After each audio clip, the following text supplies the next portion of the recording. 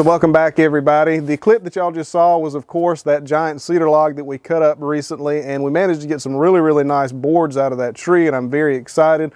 Pretty soon they're going to be right here on the back of this shed, and I'm looking very much forward to that. But in the middle of that cutting of that log, we did hit that nail. We actually hit the same nail 2 times, and the real shock of that was that I didn't hit more nails, because that was a yard tree. It had been in that churchyard for decades, undoubtedly, because it was a pretty old tree. And it was just kind of a shock that I didn't wind up hitting more nails. But I had a few comments on that video. People are very curious, what can I do with those blades that I hit like that? And people want to know what kind of a monetary setback is that when a blade gets wrecked like that? Are they repairable? Just various questions like that. So here's what we're going to do. I've got 2 blades right here. One of the blades is the blade that we hit the nail with 2 times. The other one is a fresh, sharp blade. We're going to make some cuts with both of these blades. We're going to compare the saw marks, and then I'm going to show y'all a really cool tool that I think y'all will be very interested in, and I'm going to show you how I can repair this blade that got hit by the nail. First, before we do that, let's check out this blade a little bit closer up. This is the blade that we hit the nail with, and if you can see, we've got some pretty significant damage. You can see this tooth right here has got a blunted tip. It also has some metal that is, if it'll focus right, some metal right there that you can see is kind of curled down. So pretty extensive damage. You can see there's more right here. Right there, of course, and right there. And that's not the only examples of that. There's other places like that on this blade, but you kind of get the picture. Those spots right there leave some pretty nasty looking saw marks in the cut. Let me show you what a fresh blade is supposed to look like. So here's what a blade is actually supposed to look like. If you can look at this and tell, we've got some really good smooth metal all the way down into the gullet, up to the back of this tooth, to the leading edge, and to the front of the tooth. There's no metal sticking out on either side, and this is just a really nice blade. This is not a new blade. This is a blade that has been resharpened, but you can see we've got sticky teeth on this thing. They are very sharp, and as long as these teeth are set properly, and there's not any teeth that are set too far out, this will give us some very nice saw marks. The fewer saw marks you have on these things, the better off you, on these logs, the better off you are, because that'll give you a much cleaner cut. So let's put these blades on the mill and see what kind of cuts we end up with. All right, guys, so we've got the really bad blade mounted on this thing. Let's see what kind of cut we get out of it.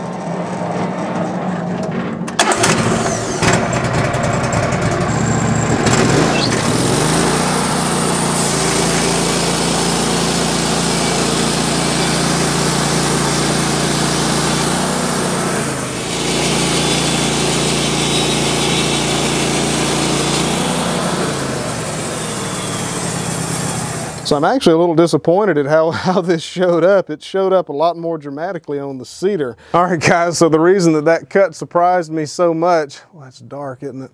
The reason that, oh, that's better. The reason that cut surprised me so much was I got my blades mixed up somehow, and that blade was actually the good blade. So now we've got the bad blade on. Let's see how it compares.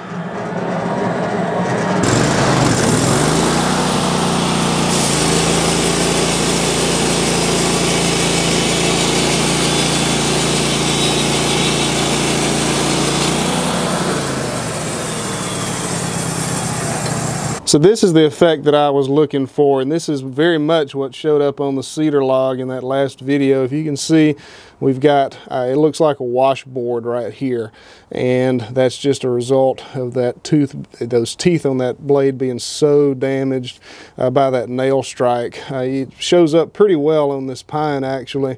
Look right here, you see that? That's a mess. And in this soft green pine, the feed rate didn't have to be slowed down too bad, but in the cedar I had to slow it down a lot because it's much harder, and the head of the mill was actually shaking a good bit too. Let's put these 2 pieces side by side and see what we can see. So these are both the same cut, would have been the cut that the bottom of the blades made. This is the sharp blade, not too terrible. And that's the nail strike blade. That's a pretty stark difference in those two.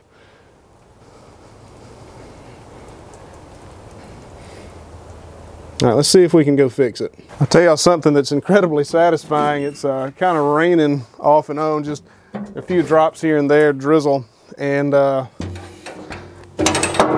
dry and the sawmill's dry. So this shed was a nice addition. So this is what we're going to use as the first step to repairing our heavily damaged blade here. This is the Cook's Saw Dual Tooth Setter. This is a really solid product. This is not an advertisement for Cook's. This is just what I ended up going with. This one is made in the United States, not too terribly far from here in Dothan, Alabama, and it is really, really, really a solid piece of equipment. So what we're going to do with this is we're going to put the proper set on these teeth. And let me get you a little bit closer and show you what I'm talking about. So I hope that y'all can see this. So what we've got here is, of course, the very top of a blade. And we can see that not all of these blades are straight up and down. And that is, of course, by design. If they were all straight up and down, the blade really wouldn't cut at all. So what we've got here is we've got the left tooth set. If you can see, this tooth right here is very slightly pushed towards this direction. We can see this tooth right here is called the raker tooth, and it is straight. It is perpendicular. I'm sorry, it's parallel with the rest of the blade itself. And right here we've got our tooth that is set out to the right. So if you look at that a little bit closer, you can see you've got your right set, your straight or your raker, and then you've got your left set. And these have got to be pushed in and out anywhere between 21 thousandths and 25 1,000ths of an inch. So it's very, very little, but it's very important for the quality of your cut. So here we are with a top view of the setting operation here. We've got our gauges. This machine sets two teeth simultaneously, and these gauges tell me individually what the set is on each tooth. So that's really handy. So what happens here is the tooth goes through this action right here where it gets set. Then it advances this direction where it gets checked by these two gauges right here. Now, what we have to do first is zero out our gauges. You have to zero out your gauges on every single blade. So how we do that is we're going to find our straight or our raker tooth. And there's one right there. So we've got this gauge lined up with that straight tooth. We're going to actuate it, or whatever you want to call it, and we can see that's already pretty well on zero. So now we're going to advance this just a little bit so that that straight tooth is lined up with this next gauge. So what we'll do is we'll index it, not index it, but you know what I'm saying. So it's not quite there. It's about 2 1,000ths off, which is actually tolerable, but we're going to change it.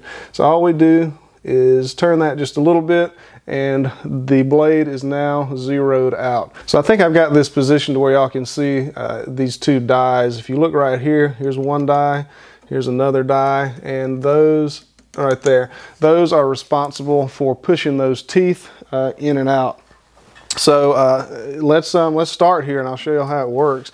So first, it's very important to get this lined up properly so that you're not setting teeth the wrong direction. You have to back it up a good bit, because in the zeroing operation, you invariably throw out 1 or 2 teeth, and that's just kind of how it is. So we'll line up the teeth exactly where they're supposed to go, and make sure our indexer is forward like it should be, and we'll go ahead and actuate it and see what happens. So, and that's it right there. That's 2 teeth indexed right off the bat. We'll go back and advance and set 2 more teeth. Now let's go over here to the gauges. I'll do a few more of these first, actually.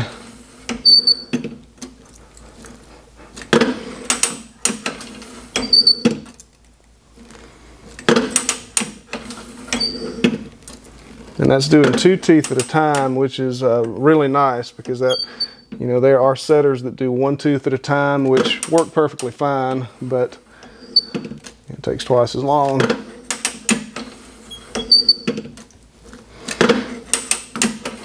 So let's take a look at the gauges and see what kind of set we're getting on these teeth.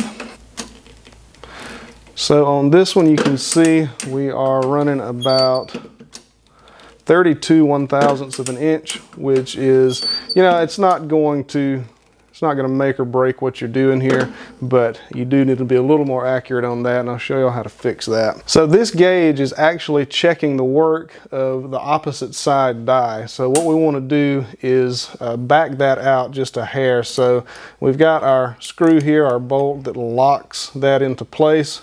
We're going to loosen that up just a little bit, and then we're going to back out this, and then we're going to just make sure it's not tapped in, but, you know, pushed in so that it hits that adjustment screw like it's supposed to. And then we're going to tighten it back up, and we're going to check our work here.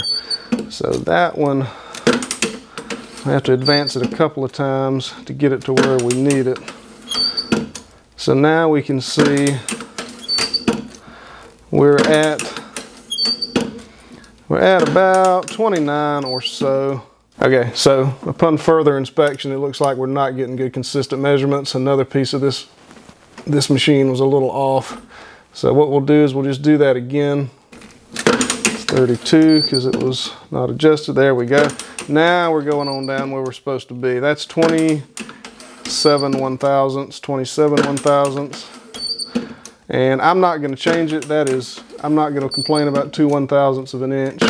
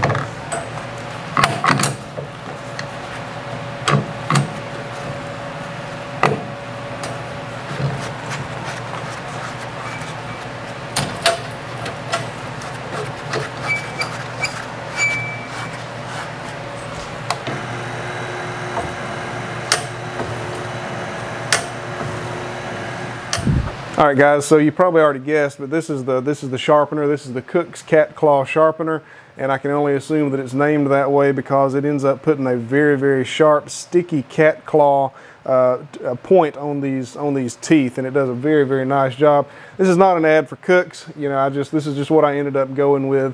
So let's check out the parts here. We've got the motor that advances your blade, and then of course up here we've got our grind rock. And we'll lower this down right here in just a minute, and I'll show y'all how it works. Normally, if I have a bunch of blades to do at a time, I'll put a vacuum cleaner, a shop vac right in here, so I try to suck up all that dust, but I've only got this one blade to do, so we're not going to bother with that today. So here's our grind motor up here. It's belt driven to this grind rock right here, and of course that is what does the action there. So if you see that, it just runs off a standard 110. There's nothing super special about that portion of it. So let's go ahead and get the rock down onto the teeth and see if we can get it adjusted properly.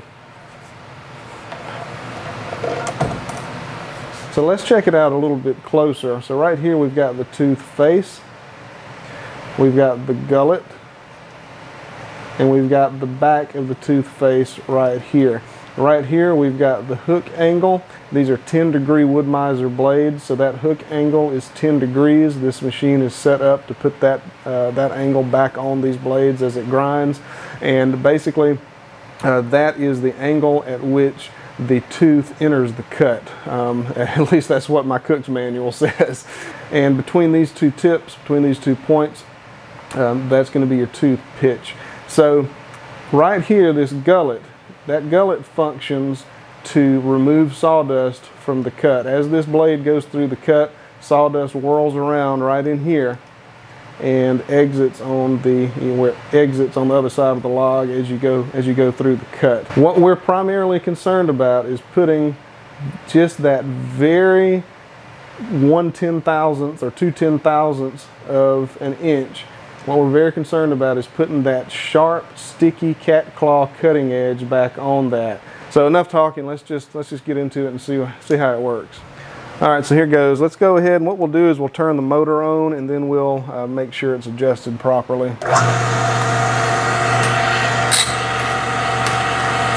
So we see it's hitting the back of the toothpaste just a little tiny bit, but it's not hitting the front at all. So what we want to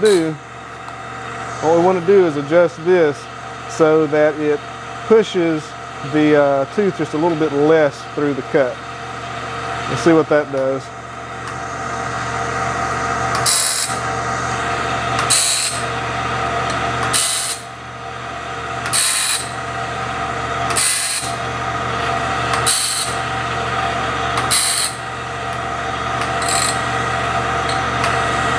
Let's adjust our depth a little bit.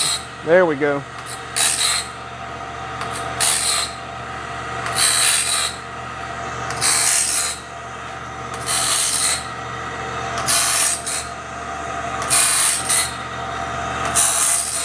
And now we'll just make a little mark right about there so we know where we started.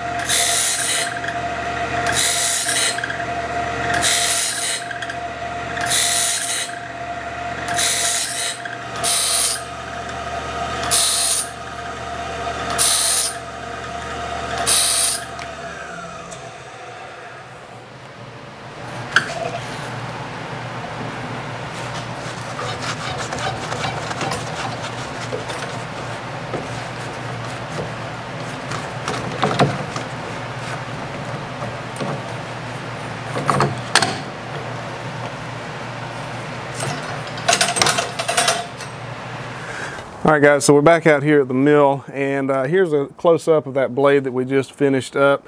It looks a whole lot better. I don't see any, I haven't really looked, but I don't think there are any of those nasty looking burrs that we were dealing with earlier from that nail strike. And I can attest that these teeth, or these tips, are just sticky sharp, and that's just one round in that machine. Those teeth are just very sharp. They're all set properly, and as close to properly as I could get the set. And yeah, this blade looks really good. This is a restored blade. Let's see how well it cuts.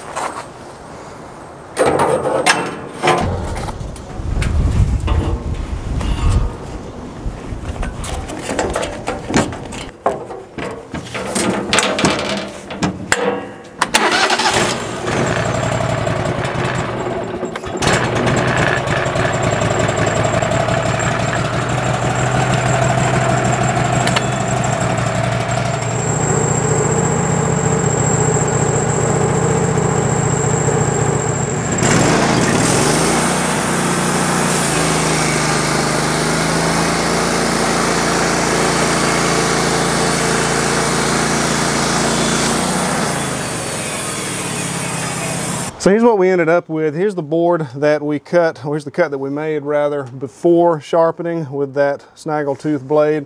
Here's the cut that we did after we set and sharpened it. And you know, honestly, you can see it didn't do a, you know, there's some you know, pretty heavy washboarding on this, and you know, you can see it's really off. It's almost a you know, a slightly wavy cut. It's so bad, not like the blade dove and traveled, but it's just a very, very nasty cut on this one. This one is smoother, not a lot smoother, quite honestly. I'm a little bit disappointed, to be perfectly honest. Let's make another cut and go a little bit slower with the saw head and see what kind of difference that makes.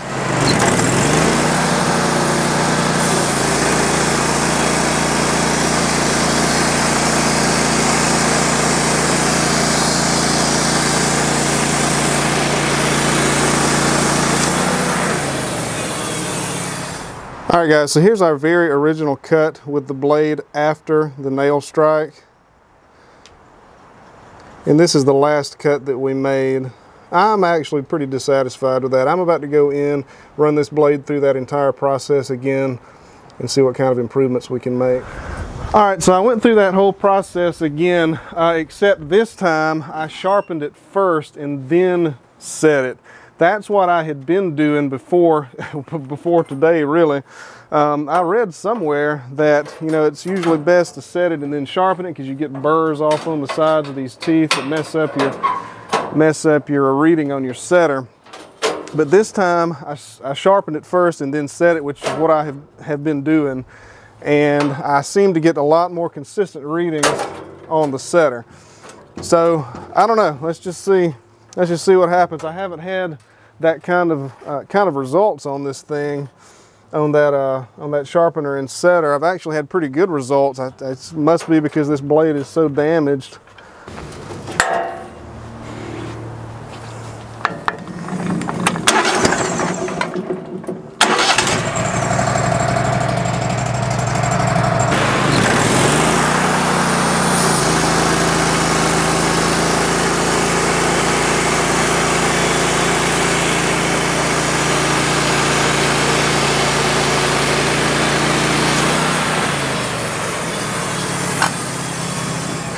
All right guys, I hope that worked because it's probably the last time I'm doing it. I think I'll have to get it out of this sunlight to, oh yeah, that's much better. I think I'll have to get out of the sunlight for y'all to really see. But yeah, we were successful that time. Let me show y'all the difference here. So here's our original cut with the damaged blade having done absolutely nothing to it.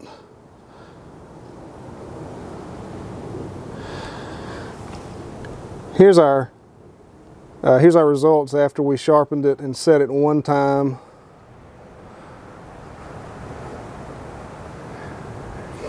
And here is the third time. That right there is exactly what you want. That is perfect.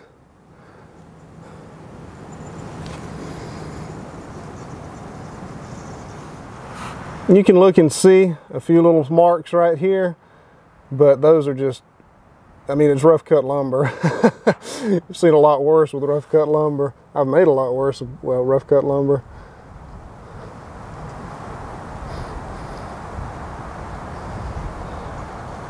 So guys, that's all I've got for this video. I'm very thankful that we were able to get that one sharpened and fixed because it was looking kind of hopeless. I think that the problem was it was just pretty heavily damaged by those two nail strikes, and it just took a little more effort to get it right. Also, I read somewhere where, you know, you set it first and then you sharpen it because that you can avoid the metal burrs that throw off the reading on your setter that the sharpener itself creates. But I have been sharpening and setting this whole time with all the other blades that I have done, and it seems to have been working a lot better. And obviously it worked a lot better on this one. Now it could have been it just needed another run through everything, and that, you know, sequence of events really didn't matter. I don't know, but I think what I'll do from now on is just sharpen and then set, because I got a lot better readings on the setter when I was doing it that way. But either way, these blades are repairable if the damage is not too heavy. What happens if you send a damaged blade back to Wood-Mizer for sharpening and it's too damaged for them to sharpen? They'll discard it or reject it, and they'll ship you a brand new blade. They'll replace it with a brand new blade for a discounted rate. So that's a pretty good deal. It costs $8 a piece to get these sharpened, and plus shipping both ways from Wood-Mizer. brand new blades. It depends on what blades you buy, but you're looking at maybe $21 or $22, somewhere along in there per blade, just for the standard 10-degree double hard wood miser blades, which I use. So is it worth it to have a sharpening system like this? I don't know. It kind of depends on your situation. For me, I really don't know. It's going to take a while for me to really see some returns off of this thing because they are pretty pricey, and it's very nice to be self-sufficient as far as being able to sharpen my own blades, and it's also very nice to have the earning potential. I could sharpen other sawyers' blades, and I have done that before, but the earning potential is there to make money off of the sharpening and setting system, and of course you're self-sufficient with being able to sharpen your own blades. There's a lot more options as far as this goes. I think Woodland Mills makes a very low-cost sharpener. Wood Miser makes a sharpener. It's kind of a different system, but I'm sure it works great. This one I bought because it seemed a little more versatile to me, and they were having a sale on the combo sharpener setter at the time, and it just kind of worked out. But yeah, the blades are repairable. All the questions that I got, I hope this answers some of those questions, and I hope it wasn't too terribly boring going through all that. But the blades are repairable if they're not too damaged. If you hit something that's big enough to knock all the teeth off of a blade, you're not going to be able to fix it. You're just not. But mild damage like this is certainly repairable with the right equipment. So that's it. I hope you all enjoyed this video, and I will see you all next time.